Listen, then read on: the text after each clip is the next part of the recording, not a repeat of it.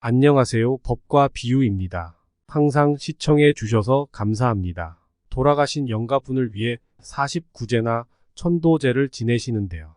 이번 영상에서는 돌아가신 영가분을 위해 복을 베풀고 공덕을 닦아드려야 하는 이유를 알아보겠습니다. 지장경의 이익존망품입니다. 그때 지장보살마하살이 부처님께 말씀드렸다.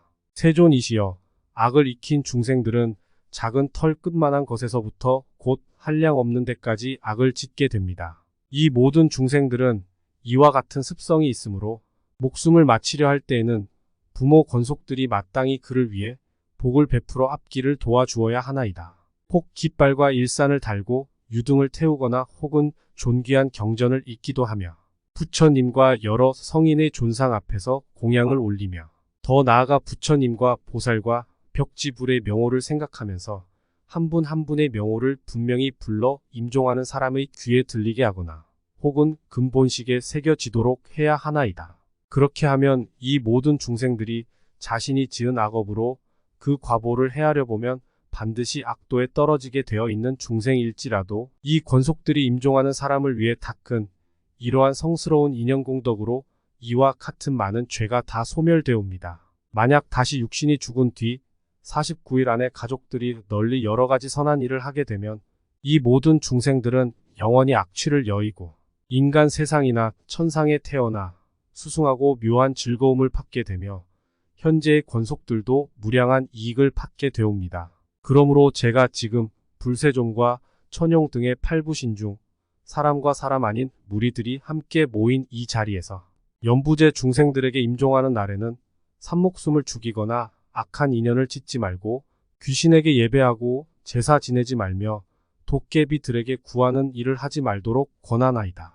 왜냐하면 살생하고 더 나아가 귀신에게 예배하고 제사 지내는 것은 돌아가신 분에게 털끝만큼의 이익도 되지 않을 뿐만 아니라 죄의 인연만 오히려 더욱 깊고 무겁게 맺을 뿐이기 때문입니다. 가령 내생이나 혹은 현생의 성스러운 과분을 얻어 인간과 천상에 태어날 수 있게 된 이라 할지라도 임종하는 날에 여러 권속들이 이러한 나쁜 인연을 지은 관계로 목숨을 마친 사람이 여러 가지 재앙에 대해 변론을 하느라고 좋은 곳에 태어나는 것이 늦어지게 되옵니다. 하물며 임종하는 사람이 살아생전에 일찍이 조그마한 성근도 지은 적이 없다면 자신이 지은 업에 의해 스스로 악취에 떨어지게 되어 있는데 어찌 모질게 권속들이 다시 업을 더 무겁게 해서야 되겠나이까. 비유하면 마치 어떤 사람이 먼 곳에서 오는데 양식이 떨어진 지가 사흘째요.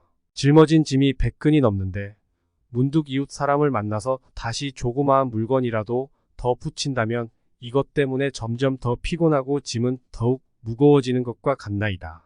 세존이시여, 제가 연부제 중생들을 관찰하여 보니 단지 모든 부처님의 가르침 가운데에서 더 나아가 터럭 하나 물 한 방울 모래 한 알 티끌 하나만큼이라도 선한 일을 하게 되면 이와 같은 이익을 모두 자기 자신이 얻게 됨을 보았나이다. 이 말씀을 설하실 때 법회 중에 한 장자가 있었으니 이름은 대변이라 하였다. 이 장자는 오래전에 무생법을 증득하여 시방의 중생들을 교화하고 제도하였으며 지금은 장자의 몸을 나타내고 있는 분이었다. 대변 장자가 합장 공경하면서 지장보살에게 여쭈었다. 지장보살이시여, 이 남연부제의 중생들이 목숨을 마친 뒤에 그의 권속들이 그를 위하여 공덕을 닦아 주거나 더 나아가 죄를 베풀어 여러 가지 선한 일을 하게 되면 목숨을 마친 그 사람이 큰 이익과 해탈을 얻을 수 있나이까? 지장보살이 대답하였다. 장자시여, 내가 지금 미래와 현재의 일체 중생들을 위하여 부처님의 위실력을 받들어 간략하게 이 일을 설명하겠습니다. 장자시여, 미래와 현재의 모든 중생들이 목숨을 마치는 날 한 부처님의 명호나 한 보살의 명호나 한 벽지불의 명호를 얻어듣게 되면 죄가 있고 없고를 불문하고 모두 다 해탈을 얻게 됩니다. 만약 어떤 남자나 여인이 살아있을 때 착한 인연을 짓지 않고 여러 가지 죄를 많이 지었을 때 그 사람이 목숨을 마친 뒤에 그에 가깝거나 먼 여러 권속들이 그를 위하여 일체의 성스러운 공덕을 지어주면 그 공덕의 7분의 1은 죽은 사람이 얻게 되고 나머지 6분의 공덕은 살아있는 사람 스스로의 이익이 됩니다.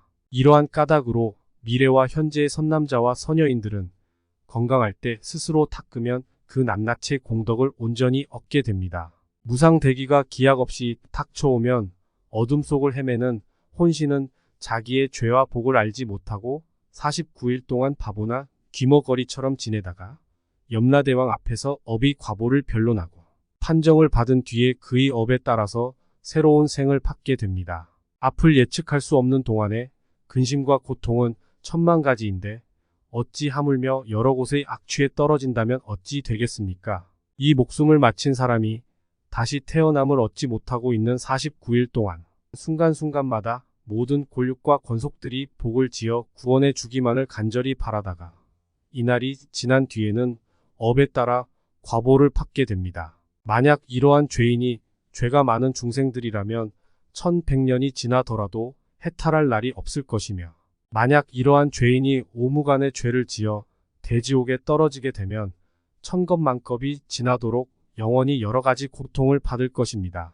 또한 장자시여 이와 같은 죄업 중생들이 목숨을 마친 뒤에 권속이나 꼴육들이 그를 위해 죄를 베풀어 복을 닦아 그의 업도를 도와줄 때는 제식을 마치기 전이나 죄를 지낼 때에는 쌀뜨물이나 채소 잎들을 땅에 버리지 말고 더 나아가 모든 음식을 부처님과 스님들께 올리기 전에는 먼저 먹지 말아야 합니다. 만약 먹는 순서를 어겨서 먼저 먹거나 정성을 다하지 않으면 목숨을 마친 사람이 마침내 복력을 얻지 못할 것입니다.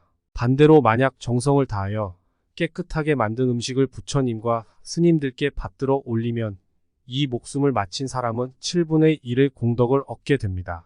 그러므로 장자시여 연부제 중생들이 만약 그의 부모나 더 나아가 권속들을 위하여 목숨을 마친 뒤에 죄를 베풀어 공양하되 지극한 마음으로 부지런히 정성을 다하는 이와 같은 사람은 살아있는 사람도 돌아가신 분도 모두 다 이익을 얻게 됩니다. 감사합니다.